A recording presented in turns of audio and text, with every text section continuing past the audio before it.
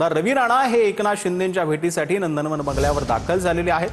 अमरावतीमध्ये भाजपा शिवसेना युवा स्वाभिमान अशी सत्ता स्थापन करता येतील का याच्या संदर्भात रवी राणांनी शिंदेंशी चर्चा केल्याची माहिती मिळते। लवकरच अमरावतीमध्ये भाजपा शिवसेना आणि युवा स्वाभिमानच्या युतीची घोषणा होणार असल्याची देखील माहिती मिळते। अमरावतीमध्ये रवी राणांचे 15 नगरसेवक निवडून आलेले आहेत। तर प्रवीण दरेकर ही शिंदेंच्या भेटीसाठी सध्या नंदनवन बंगल्यावर दाखल झाल्याची माहिती मिळते।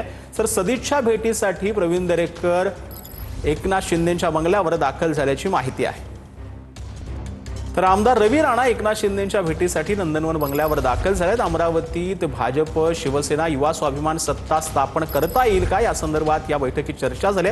सत्ता स्थापनेसंदर्भात रवी राणा यांनी शिंदेंशी चर्चा केल्याची शक्यता आहे। लवकरच अमरावतीमध्ये भाजप शिवसेना आणि युवा स्वाभिमानच्या युतीची घोषणा होणार आहे।